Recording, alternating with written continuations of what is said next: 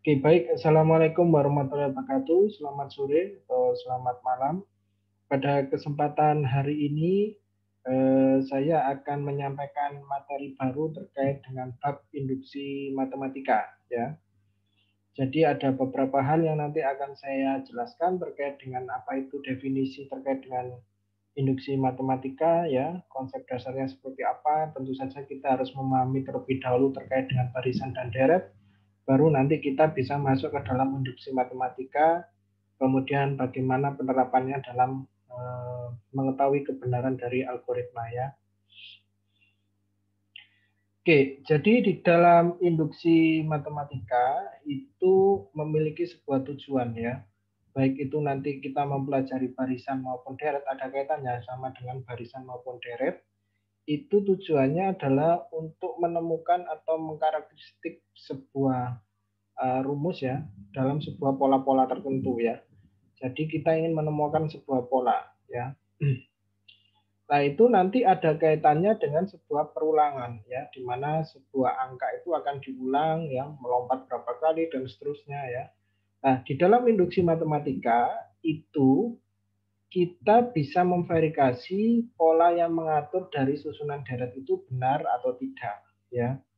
Nah, aplikasi dari induksi matematika ini banyak digunakan untuk menganalisa kebenaran dari algoritma dari sebuah komputer sebelum kita implementasikan atau coding di dalam bahasa pemrograman. Oke, saya masuk terlebih dahulu ke dalam sebuah konsep dasar yang harus saudara pahami, yaitu terkait dengan deret, ya. Mungkin saudara sudah pernah mendengar barisan maupun di deret di SMA maupun SMK, ya. Jadi ini saya ulangi kembali. Jadi secara konsep dasarnya yaitu misalkan ini seseorang ingin menghitung banyaknya leluhur, ya, dari silsilah keluarganya, ya, 2 orang tua, kemudian 4 eyang, 8 buyut, hingga sampai kasta-kasta berikutnya yaitu kasta yang tertinggi, ya, sampai cangga dan seterusnya, ya.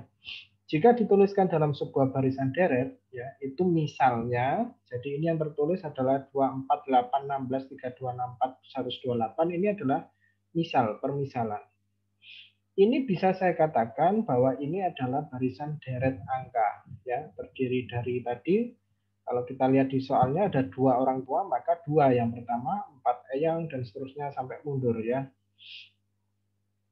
Nah, di dalam pola barisan deret ini, kita akan menentukan kira-kira polanya itu seperti apa, ya, barisan deret ini. Kalau kita lihat di sini, 2, ya, 4, 8, 16, dan seterusnya itu, ya, kita akan melihat kira-kira bagaimana barisan deret ini dibentuk. Ini pasti dia memiliki sebuah pola matematis tertentu yang harus kita ketahui, ya, pola matematis ini. Kalau kita lihat di sini, ya, kalau kita analisa di sini barisan deret ini, kalau dari yang pertama adalah 2, dari yang berikutnya adalah 4, dan seterusnya, artinya ini bisa dikatakan bahwa pola dari pola matematis dari deret ini itu bisa dikatakan dalam bentuk AK sama dengan 2K. Maknanya apa? Ini adalah A1 misalkan, ini A2, urutan angkanya, ya, angka ketiga, angka keempat, sampai angka kelima, dan seterusnya. Dari sini kita bisa tentukan menggunakan pola matematis rumus ini. Artinya apa? Ketika saya mencari A1, maka angka pertama itu kan nilainya 2. Ya. K-nya kan ini 1, maka di sini juga 1. 2 pangkat 1 kan 2. A2, maka ini 2 pangkat 2, yaitu 4. A3, maka ini 2 pangkat 3 sama dengan 8, dan seterusnya. Sehingga ini bisa dikatakan valid sesuai dengan pola yang ada di atasnya ini. Jadi ini menjadi pola matematis yang digunakan oleh barisan deret ini, ya. Oke, itu yang bisa saya kenalkan ya, mungkin saudara bisa mengingat kembali di pelajaran SMA maupun SMK ya, terkait dengan barisan dan deret. Nah, secara umum barisan dan deret ini itu dibentuk ke dalam sebuah pola ya. Bentuk deret itu ya, misalkan AM, AM plus 1 ya, AM plus 2 dan seterusnya sampai AN. Ini menunjukkan apa? Menunjukkan M sama N di sini, M plus 1 ini adalah menunjukkan sebuah indeksisasi ya. Artinya apa? Kalau saya punya A1, maka berikutnya 1 tambah 1, A2 ya kan? Berikutnya 1 tambah 2, A3, sampai dia nanti N-nya nanti berhenti di mana. Ya. Nah, apa makna A1, A2, A3? Itu angka suku pertama ya. Angka suku pertama. Angka suku kedua, suku ketiga, dan seterusnya sampai AN. Kalau kita lihat soal di sebelumnya, bahwa angka suku pertamanya berapa? 2. Angka suku keduanya berapa? 4. Angka suku ketiganya berapa? 8, dan seterusnya. Ya. Itu yang dimaksud dengan bentuk deret yang tertulis di sini. Bentuk umumnya bisa dikatakan seperti itu. Jadi A1, A2 ini adalah sebuah variabel penyimbulan yang menyatakan posisi dari sebuah deret angka tersebut ya, angka suku pertama, angka suku kedua, dan seterusnya. Oke, kita sekarang beralih ke dalam formula eksplisit ya. Nah, ini ada 2 soal yang harus saudara tentukan.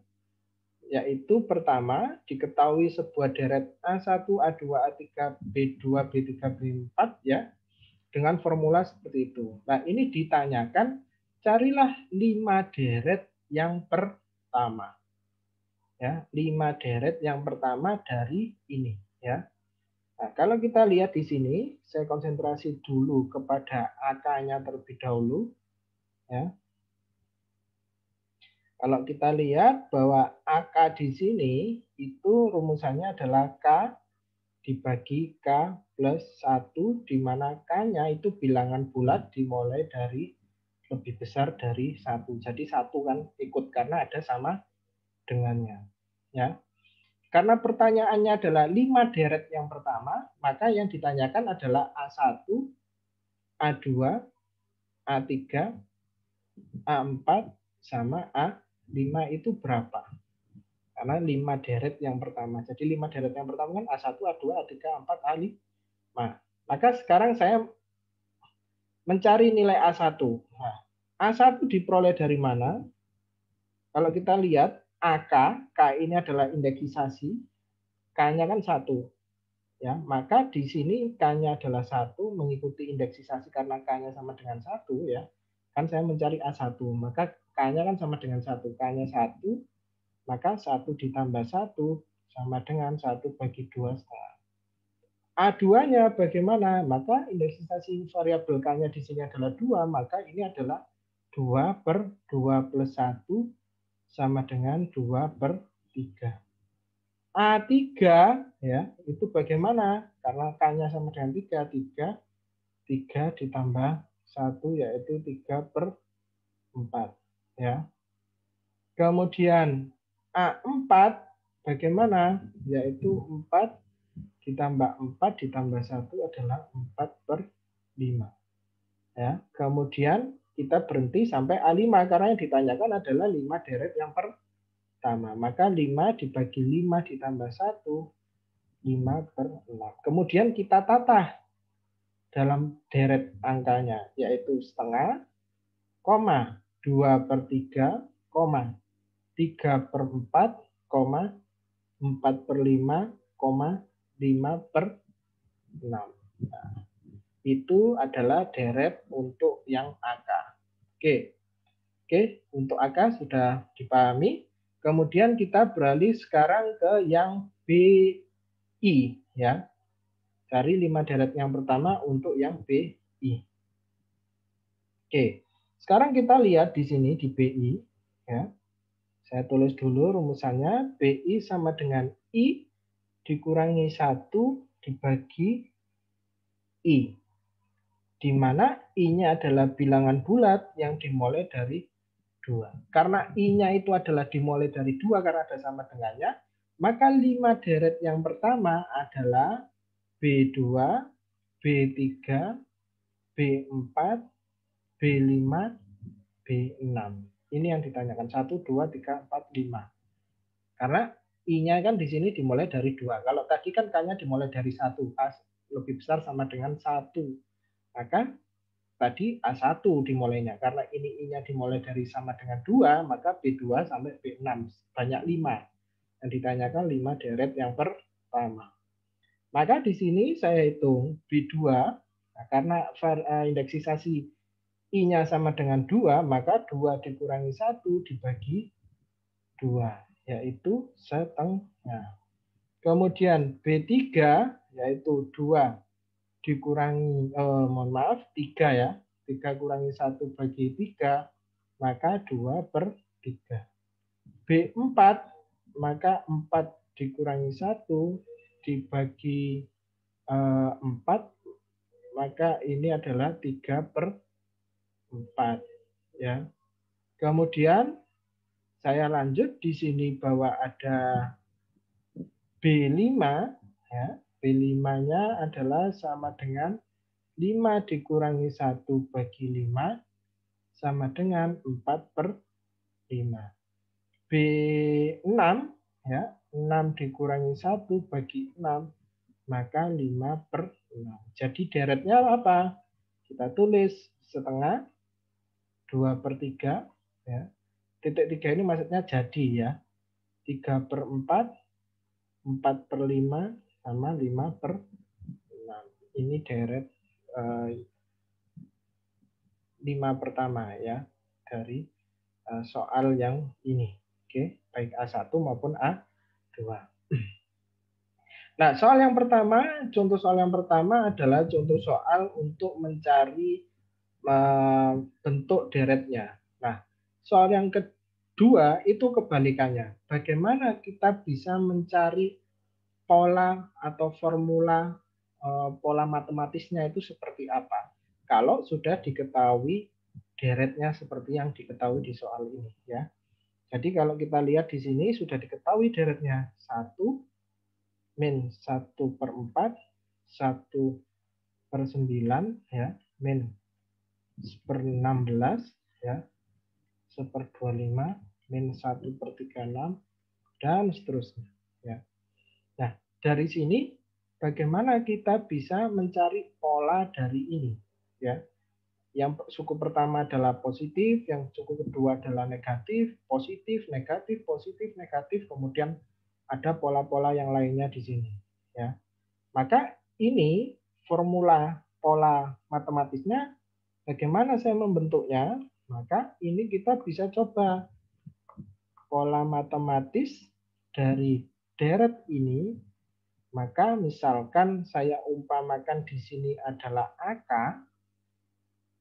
ya, maka ini bisa saya katakan adalah min 1 pangkat K ya,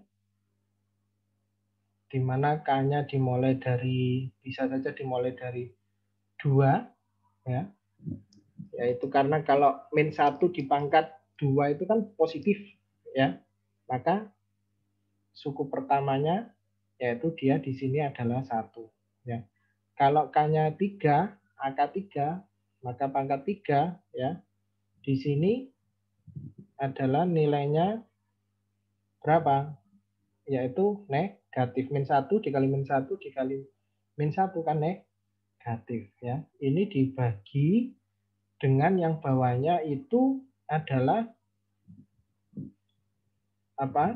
Yang bawahnya bisa kita buat sebagai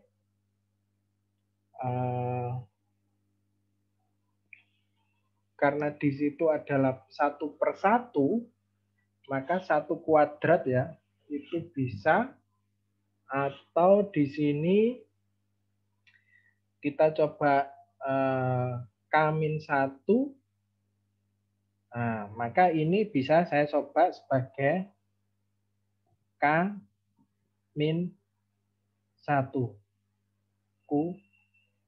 kuadrat. Ya.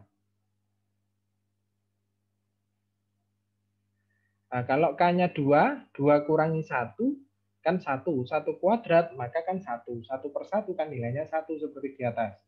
Ya, kemudian kalau K-nya 3, 3 kurangi 1 kan 2. 2 pangkat 2 kan 4. Ya. Misalkan 4, 4 kurangi 1, 3. 3 pangkat 3 pangkat 2 itu adalah 9. Jadi pola ini bisa kalau saya hitung, itu bisa membentuk ini. Ya, pola matematis ini kalau saya hitung melalui K-nya dimulai dari 2, seperti yang tadi ya di awal, itu bisa membentuk pola seperti yang di atas, deret yang di atas. Ya. Atau mungkin kalau saudara ada solusi yang lain, misalkan ini adalah AK, ada banyak sebenarnya kemungkinannya. Ini min 1 ya, K plus 1 dimulai dari K-nya sama dengan 1. Ya. Kalau 1, dia kan 1 tambah 1 kan 2, pangkat 2 ya. Atau 2 tambah 1, 3, maka dia negatif. Ini dibagi ya. Biar dia nanti bisa menjadi bernilai 1, maka ini bisa di 2 kurangi 1, atau kita bisa masukkan 2K, 2 kali 2 adalah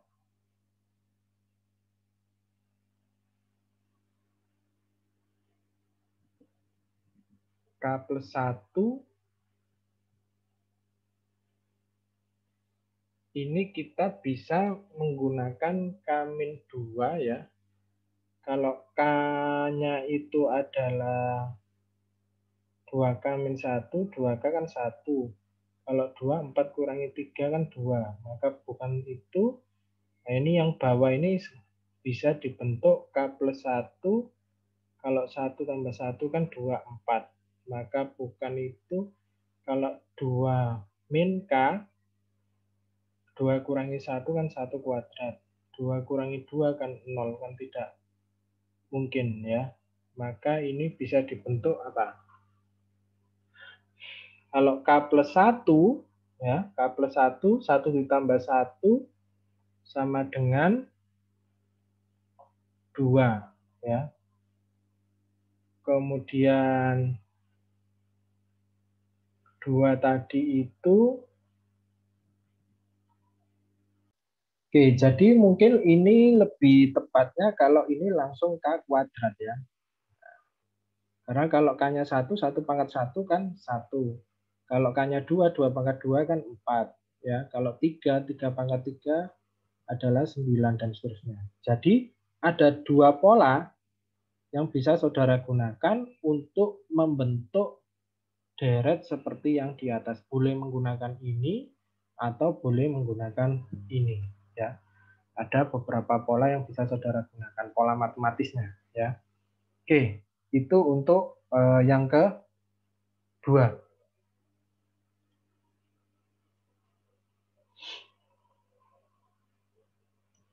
Oke, kemudian di sini ada yang namanya notasi penjumlahan ya, di mana disimbolkan menggunakan sebuah simbol seperti yang tertera di PowerPoint ya, yaitu simbol dari sigma ya, atau jumlah. Jadi kalau saudara mendapati sebuah simbol seperti ini maknanya adalah jumlahan. Mungkin saudara nanti akan juga menemui di mata kuliah statistik probabilitas ya, di semester 3 atau 5.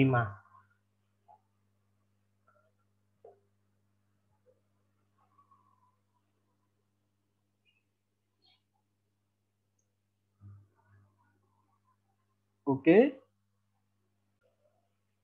Oke, jadi sekarang kalau kita lihat di dalam rumusan yang ada di slide bahwa untuk jumlah dari deret, ya, barisan deret itu dimulai dari KM sampai ke N. Ini maknanya apa?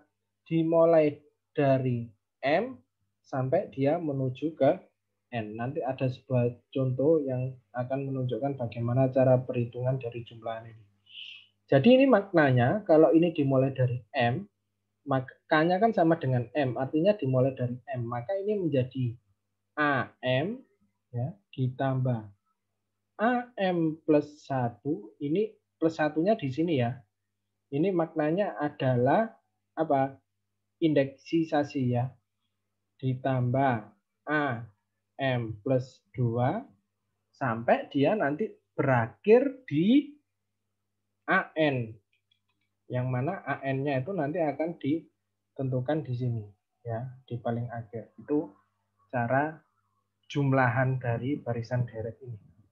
Oke, kalau kita lihat contoh langsung di sini bahwa kita ketahui bahwa A1 itu adalah min 2. A2 di sini min 1. A3 adalah 0. A4 sama dengan 1. A5 sama dengan 2. Kemudian yang di sini yang ditanyakan adalah ya, sigma dari 5 K-nya dimulai dari sama dengan 1 ya. Jadi ini yang ditanyakan adalah sigmanya K dari 1, 5 AK. Maka ini apa yang harus saya lakukan? K-nya kan dimulai dari 1. Maka ini adalah A1 ditambah A2 kan K plus 1 kan ya. Tinggal yang tadi yang dirumus A3, A4 sampai dia berhentinya adalah A5 stop karena N-nya di sini batasi sampai 5. Kalau misalkan di atas ini adalah 6 maka plus A6. Kalau 7 ya A7. Nah, kalau kita lihat di sini A1-nya kan sudah diketahui dalam soal. Min 2 ya, A2-nya adalah min 1. Kenapa plusnya kok hilang? Karena plus ketemu min kan pasti menang min ya.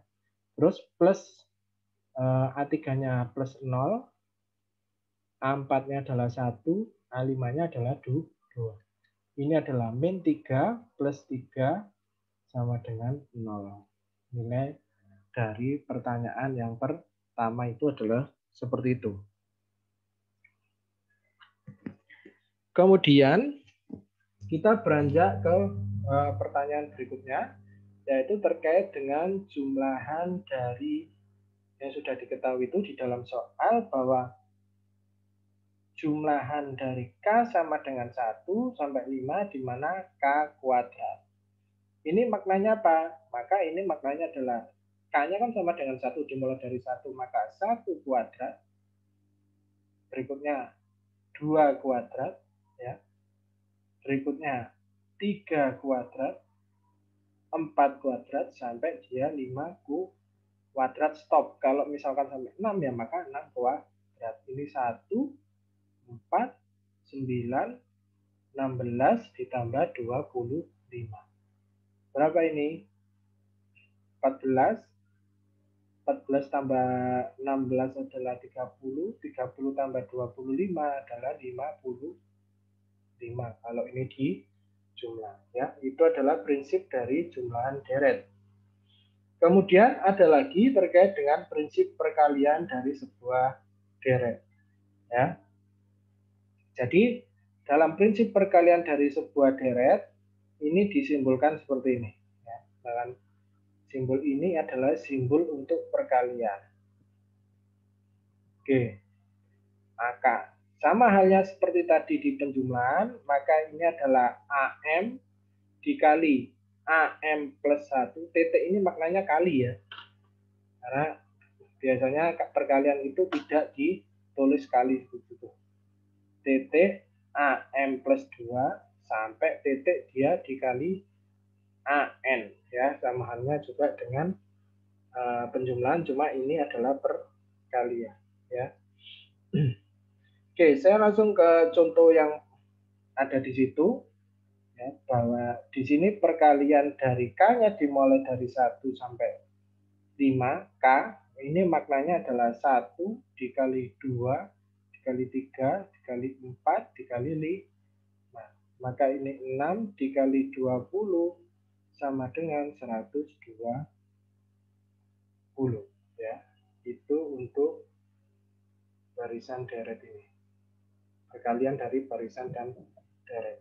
Kemudian ada lagi yang namanya notasi faktorial yang mungkin nanti juga akan saudara temukan ya di dalam statistik probabilitas. Jadi faktorial ini itu disimbolkan seperti ini, n faktorial. Kalau ada seperti ini maknanya faktorial, artinya dimulai dari n-1, n-2, sampai dia terakhir adalah 1. Terakhirnya dia adalah 1.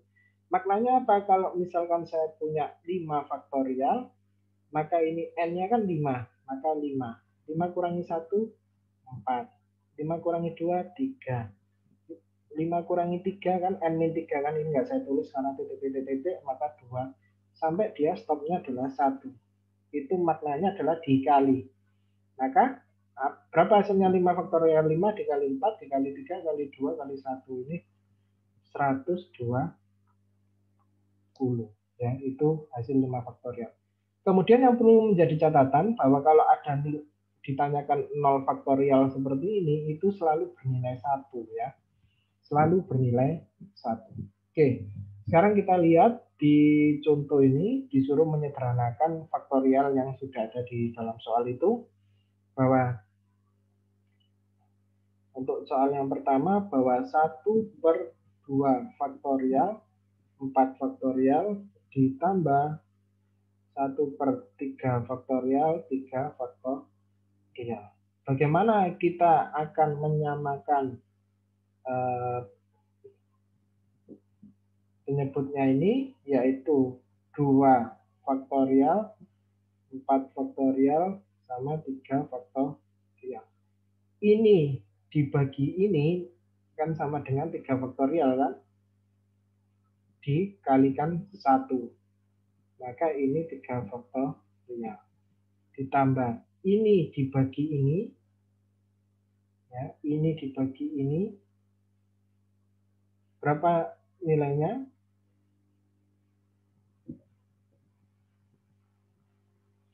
Yaitu nilainya 2 faktorial 4 faktorial per 2 faktorial 4 faktorial per 3 faktorial. Ya, maka ini kalau saya sederhanakan itu sama halnya 3 faktorial kali 3 faktorial ya, plus 2 faktorial 4 faktorial dibagi 3 faktorial dibagi 2 faktorial 4 faktorial 3 faktorial. Ini kan bisa dikalikan terbalik ya, menjadi 3 faktorial 3 faktorial 2 faktorial 4 faktorial ya, dibagi 3 faktorial dikali perkalian terbalik ya, maka ini menjadi bagaimana? 1/2 faktorial 4 faktorial 3 faktorial.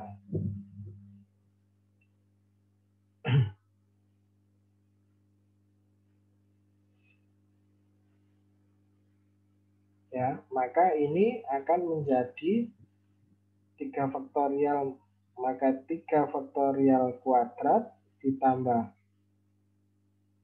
2 faktorial 4 faktorial ya, dibagi 2 4 faktorial 3 faktorial 3 faktorial ya. Itu untuk jawaban yang A.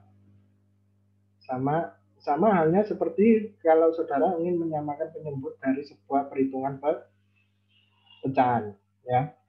Itu kita bisa menggunakan cara seperti itu. Kemudian di sini kita akan menyelesaikan soal yang kedua, ya, terkait dengan n faktorial dibagi n min 3 faktorial, ya. Maka n faktorial ini kan seperti yang saya sampaikan tadi kan n dikali n min 1, n min 2, n min 3, dan seterusnya. Dan seterusnya ini bisa saya tulis faktorial sampai dia nilainya adalah 1. Maka ini tinggal n min 3 faktorial. Nah, ini kan bisa dicoret. Karena dibagi ini bisa hilang. Sehingga sisanya adalah tinggal n min 1 sama n min 2. Ya. Berapa ini? n kuadrat, ya, min 3n plus 2. Atau ini kalau saya kalikan distributif, n pangkat 3, 3n pangkat 2, 2n. Ini nilai yang paling sederhana. Oke, untuk yang tadi nomor 1 mungkin ada yang lebih sederhana lagi dari perhitungan saya. Jadi mungkin saya ralat tadi, saya coba sekali lagi untuk perhitungan yang lebih sederhana, ya. Jadi ini 1, 2 faktorial, 4 faktorial, ditambah 3 faktorial, 3 faktorial. Ini kalau saya bentuk kan bisa menjadi 2 faktorial, 4 dikali 3 faktorial, ya, ditambah. Ini kalau saya bentuk menjadi 3 faktorial, ya, 3 dikali 2 faktorial. Ya. Maka kemudian jadi ini kita bisa bentuk 12 dikali 3 faktorial dikali 2 faktorial untuk penamaan penyebutnya. Maknanya apa? Nah, kita kan sudah mengetahui bahwa pola di sini 4 faktorial itu kan 4 dikali 3 kali 2 dan seterusnya. Maka 3, 2, 1-nya ini saya singkat menjadi 3 faktorial. Nah, dicermati di sini, ya. Kemudian untuk yang 3 faktorial ini itu kan sama juga dengan 3 kali 2 kali 1. 21-nya tidak saya tulis, langsung saya singkat menjadi 2 faktorial di sini. Nah, kita amati bahwa di sini ada dua hal yang sama di antara dua penyebut di sini, ya.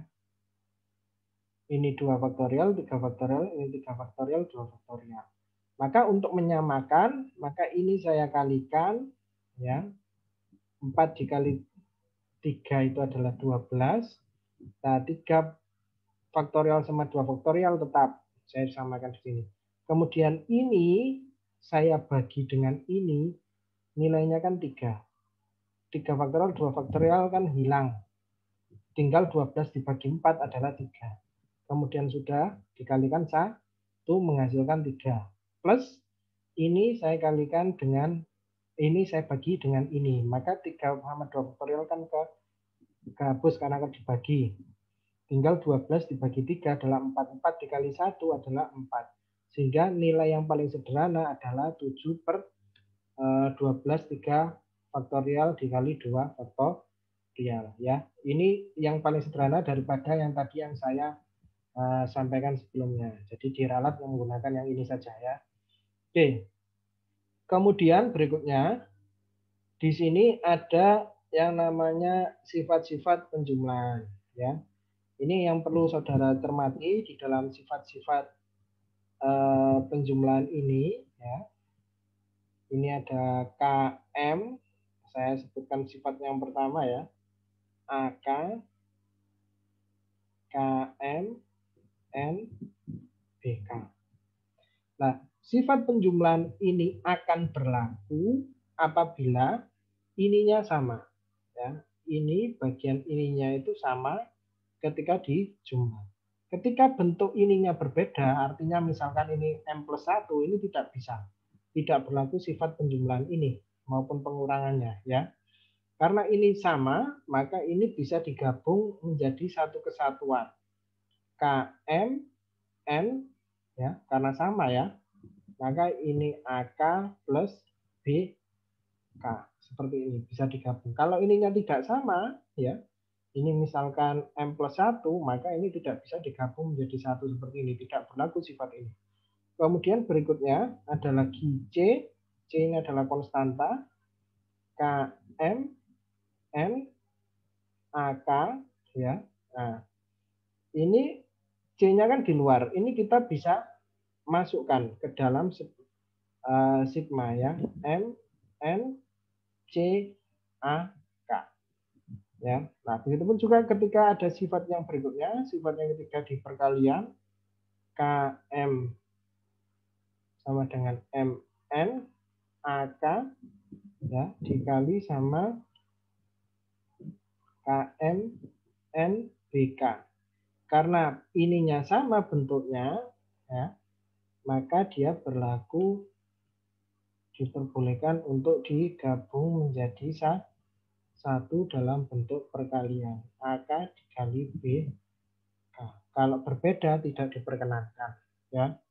Oke, contoh kalau kita lihat di dalam soal ini, ya, AK-nya sudah diketahui adalah K plus 1. Ya. BK-nya sudah diketahui adalah K-1. Kemudian disuruh menghitung sigma dari K, M, N, AK ditambah 2 sigma dari KM, N, BK. Nah, ini berlaku apa? Kita amati. Karena sifat yang pertama belum memenuhi, tapi ini ada yang sifat kedua yang memenuhi. Artinya konstanta 2 yang ada di depan ini kita masukkan terlebih dahulu ya. Maka ini menjadi KMN AK ditambah sigma dari KMN 2BK. Kalau sudah seperti ini ya, maka dia tinggal digabung. MN yaitu AK plus 2BK. Nah, sekarang kita tahu bahwa AK-nya berapa? Ya. AK-nya diketahui di dalam soal, di sini adalah K plus 1. Ya. Maka ini menjadi K plus 1 ditambah BK-nya berapa? K min 1. Maka 2 dikali K min 1. Nah, ini kita bisa sederhanakan. KMN. Nah, ini kan K plus 1 plus ini kalikan distributif ya. 2K min 2. Ya. Maka ini akan menjadi bentuk apa? KMN. Ini saya sederhanakan dulu. K plus 2K itu kan 3K. 3K, 1 min 2 adalah min 1. Nah, ini bentuk yang paling sederhana dari permasalahan itu. Ya. Oke. Itu untuk sifat-sifat yang terkait dengan deret tadi. Oke, kemudian ada juga yang namanya sebuah perubahan variabel ya. Nah, ini seperti yang tadi saya sampaikan.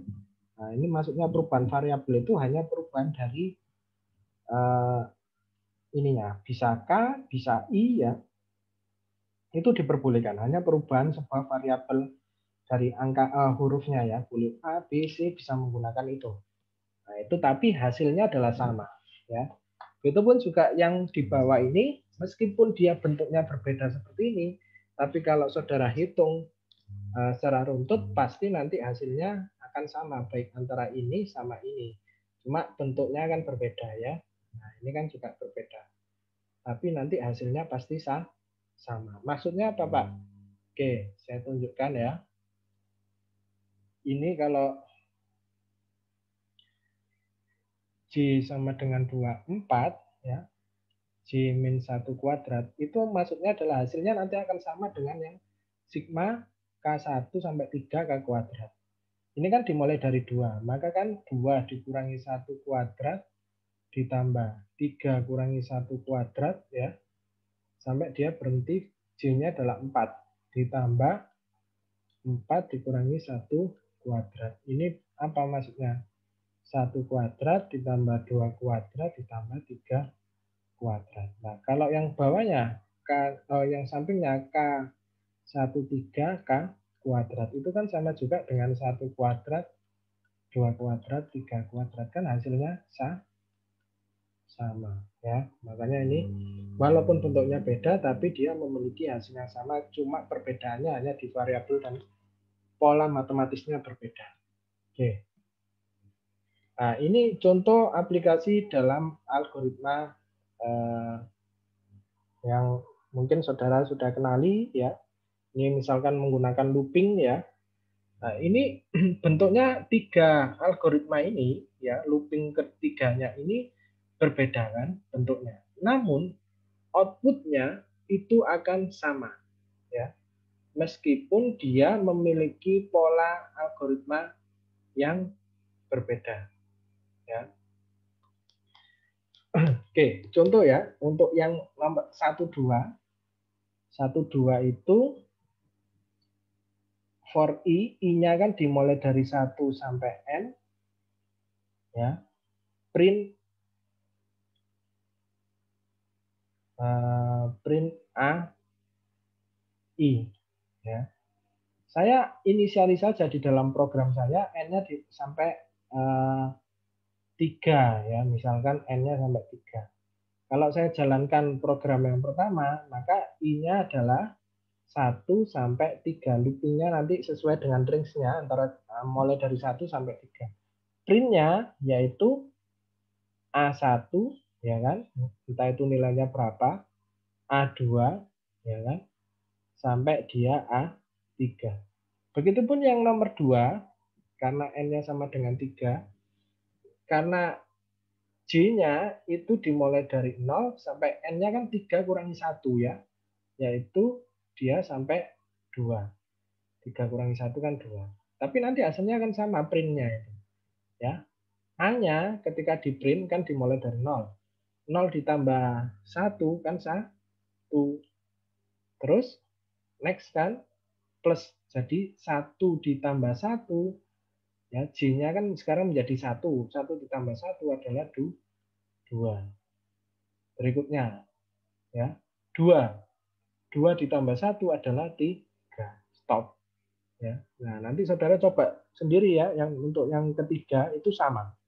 Jadi meskipun variabel bentuk pola dari algoritma ini berbeda kalau secara kasat mata, tetapi ketika kita hitung secara manual seperti ini, itu hasilnya sama. Begitupun juga untuk jumlahan yang bawah ini, ya, kalau saudara running ya dalam perhitungan manual seperti halnya ini ya, yang ataupun yang pertemuan sebelumnya saudara juga sudah membuat, itu akan sama ya, sama hasilnya meskipun polanya berbeda. Oke. Oke, berikutnya saya masuk ke dalam hal inti pada hari ini, yaitu terkait dengan induksi matematika, ya, bahwa ada beberapa poin penting ketika saudara berbicara mengenai induksi matematika, harus dibuktikan. Yang pertama adalah PA-nya adalah benar, ya. Ketika K-nya lebih besar dari 0, K-nya lebih besar dari A,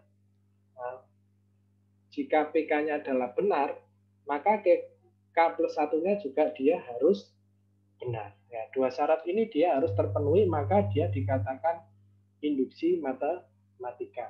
Ya.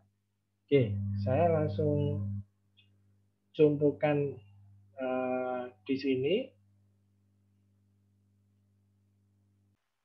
Oke, untuk membuktikan apakah ini adalah induksi matematika atau bukan, ya, maka yang perlu saudara lakukan adalah yang pertama, kita harus mengetahui syaratnya terlebih dahulu ya, yaitu PA-nya dia harus benar atau tidak. Nah, di sini N-nya kan dimulai dari sama dengan 1 ya. Nah, ini saya anggap A-nya adalah 1, itu artinya pada suku yang pertama itu dia harus memiliki jumlah bernilai 1. Kalau kita lihat di sini itu kan jumlahnya nilainya adalah 1 kalau dijumlah. Nah, ketika A-nya 1, P1 kan ini kan menjadi PN ya. Ini menjadi PN, maka PN-nya sama dengan NN plus 1 bagi 2. Ketika A-nya 1, maka ini tinggal N-nya dirubah 1, 1 tambah 1 adalah 1. Karena nilainya 1, kan klop benar sama dengan nilai yang ada di sini. Kemudian yang kedua, itu kita harus mengetahui apakah PK plus 1 dari sisi kanan dan sisi kiri, dia harus benar. Nah, kalau kita lihat dari sisi kanan, ya, sisi kanan, itu maknanya adalah sisi yang sebelah sini, sisi kanan. Ya, itu adalah K plus 1. Ya. Langsung saya ubah, karena ini PN, kalau ini yang ditanyakan PK plus 1, tinggal N-nya ini, saya ubah menjadi K plus 1 kan, variabelnya. Yang N ini juga K plus 1 plus 1 ya kan, sesuai dengan ini bagi 2. K plus 1 kan plus 2. Nah, ini itu harus klop dengan sisi kiri. Nah, sisi kiri ini, kalau kita lihat polanya, ya, itu kan 1, berikutnya kan 2. Jadi kan kalau ini misalnya K, maka berikutnya kan K plus 1. Ya, K-nya adalah 1, maka berikutnya K plus 1. Maka ini kalau saya buatkan sebuah deret dari sisi kiri, kalau ini adalah K, berikut angkanya adalah K plus 1 atau plus 1 dari sebelumnya, ya kan? Kalau kita lihat pola di sini. Ya. Nah, saya ingin membuktikan apakah deret ini kalau saya bentuk itu sama dengan sisi kanannya. Ya. Oke. Maka ini kalau ini saya hapus terlebih dahulu.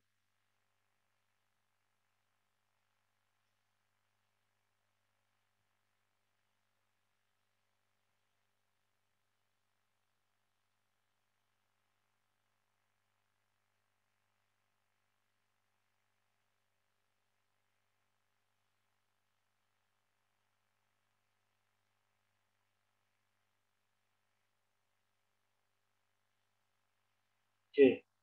Kalau saya tulis lagi di sini untuk yang di sisi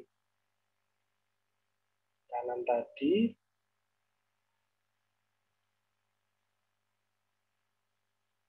yaitu K, K dikali K plus 1 bagi 2. Kenapa ini kok K dikali K plus 1 bagi 2? Bagian ini sampai ini, itu kan bisa disingkat menjadi ini. Ya. Kan kalau ini kan hanya perubahan variabel. Kalau ini N plus 1. Kalau ini K, ini tinggal diubah K plus 1. Ditambah K plus 1 yang di sampingnya ini. Ya. K plus 1 yang di sampingnya ini. Nah, ini yang akan saya sederhanakan. Sehingga ini menjadi, ini saya samakan penyebutnya 2K. K plus 1 ditambah ya, 2K plus 1. Nah, ini saya kalikan distributif dulu. Ya. Atau saya bisa keluarkan. Ya, karena ini kan K plus 1-nya kan sama antara ini sama ini. Maka saya bisa keluarkan K plus 1 ya, tinggal ini sama ini saya gabungkan menjadi K plus 2 dibagi 2. Nah, hasil ini kan sama juga dengan hasil sisi kanan. Karena sama, maka dia terbukti benar. Ya, maka dia terbukti benar. Maka saya bisa katakan persamaan prinsip induksi atau deret ini itu adalah induksi matematika dari formula yang ada di sampingnya ini. Ya, oke. Itu pembuktian terkait dengan induksi matematika. Kemudian untuk menyelesaikan yang nomor 2, ini masih ada kaitannya sama dengan yang di atas, 2 ditambah 4 tambah 6 tambah 500. Kalau kita hitung secara manual, ini kan tidak mungkin. Ya. Tadi peran pertama ini kan sudah terbukti benar, ya, bahwa ini adalah memang induksi matematika dari. Karena benar, maka yang kedua ini, bagaimana saya menghitung? Masa saya harus menghitung menggunakan kalkulator 2 tambah 4 tambah 6 tambah 7 tambah sampai 500, itu akan memerlukan waktu yang sangat lama. Maka ubahlah pola deret ini ke dalam bentuk pola yang seperti di atasnya. Ya. Bagaimana caranya? Maka ini saya keluarkan 2 dikali 1 tambah 2 tambah 3 sampai dia ditambah 250 yang terakhir. Loh, Pak, kok bisa seperti ini? Ini kan kalau saya kalikan distributif, kan hasilnya akan sama seperti ini. Kenapa tujuan saya mengeluarkan seperti ini? Agar polanya seperti ini. Sehingga saya menghitungnya jumlahnya menggunakan rumus ini. Nah, ini kan 2 tetap. Nah, ini saya menggunakan rumus yang di sampingnya ini jumlah.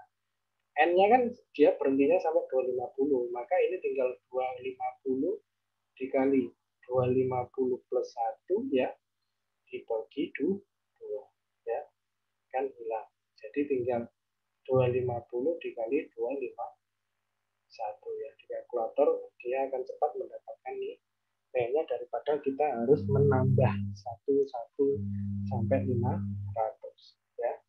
Itu untuk yang kedua. Nah, yang ketiga juga masih ada hubungannya. Nah, bagaimana Pak saya bisa mengubah pola ini agar sama seperti yang di atasnya? Ya, ini kita bermain logika saja. Kalau ini adalah 5, 6, 7, 8, sampai dia 50. Maka ini akan saya rubah polanya menjadi apa? Yaitu 1 ditambah 2, 3, 4, 5, sampai dia 50, ya kan? Dikurangi 1 ditambah 2 ditambah 3 ditambah 4. Nah, kalau ini saya kurangi kan pasti otomatis tinggal 5, 6, 7, 8, sampai 50 kan? Nah, tinggal ini kan mengikuti pola seperti yang di atasnya tadi. Karena ini sampai 50, maka 50 plus 1 dibagi 2 dikurangi, ini tinggal berapa ini? Ini adalah 3 tambah 3, 6, 10 ya.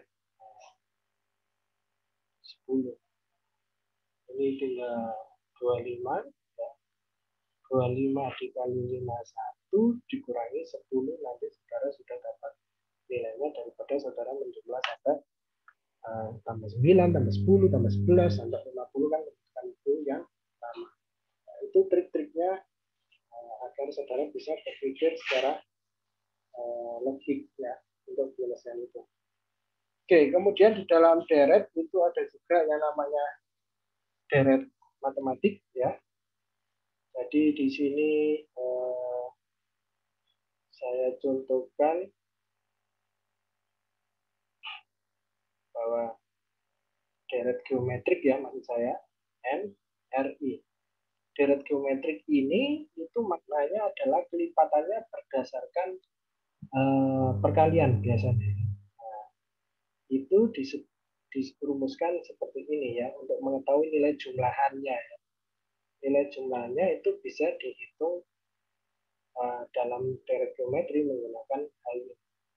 Ya, contoh misalkan kalau soal yang pertama, kalau 1 ditambah 3 tambah 3 kuadrat sampai berikutnya adalah 3 min 2 ya. Nah, ini kan kita tidak mungkin ya menghitung sampai ini ya terakhir, akan memerlukan waktu yang lama tergantung m-nya kan. Maka solusinya kita bisa menggunakan rumusan yang di atas ya. R-nya itu adalah hasil pembagian dari suku pertama dengan suku kedua sebelumnya ya. Suku pertamanya apa? Nah, kita tahu bahwa suku pertama dari ini ya itu suku kedua kurangi suku bagi suku pertama itu adalah 3 bagi 1 adalah 3. Jadi ini kan dikali 3 dikali 3 dikali 3 sampai 3 min m min 2. Maka ini R-nya kan 3. 3 N-nya kan dia berhenti sampai m min 2. Maka ini m min 2 plus 1 min 1 dibagi R-nya berapa? 3 kurangi 1. Maka ini menjadi 3 M min 1 min 1 dibagi 2. Nah, ini pola untuk perhitungan nilainya. Tergantung M-nya sekarang nanti yang diketahui dalam soal, M-nya berapa, maka tinggal diinputkan nilai M-nya. sehingga kita bisa memperoleh hasil. Ya. Oke, yang berikutnya itu sama halnya seperti yang cuma ini 3 pangkat 2, 3 pangkat 3 sampai 3 pangkat 4 ya, sampai 3 pangkat M. Nah, soal yang berikutnya ini kan 3 pangkat 2, 3 pangkat 3, sampai dia 3 pangkat M. Ini jumlahnya berapa? Ini kan juga suku per 2 dibagi suku pertama itu kan kelipatannya 3, 3, 3 dikali 3 ya. Maka ini dari geometri namanya. Maka untuk mengetahui jumlahnya adalah bagaimana? Ya, agar lebih sederhana, maka 3-nya saya keluarkan.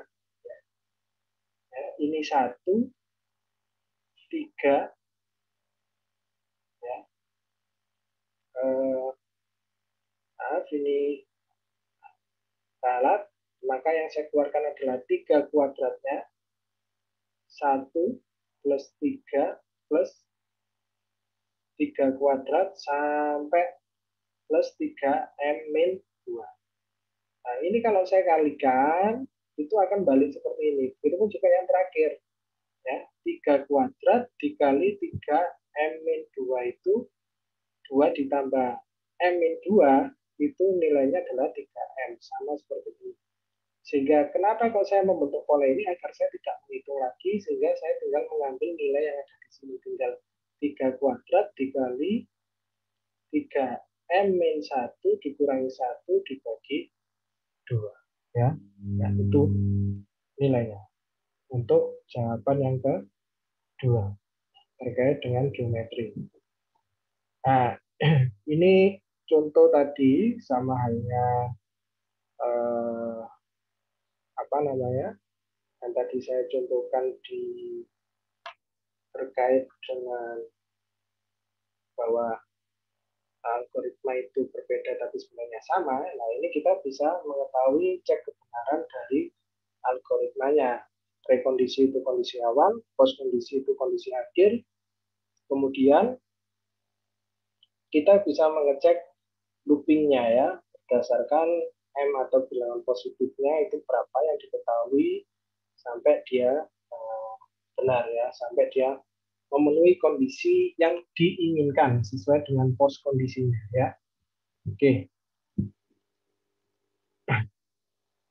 Oke, mungkin itu yang bisa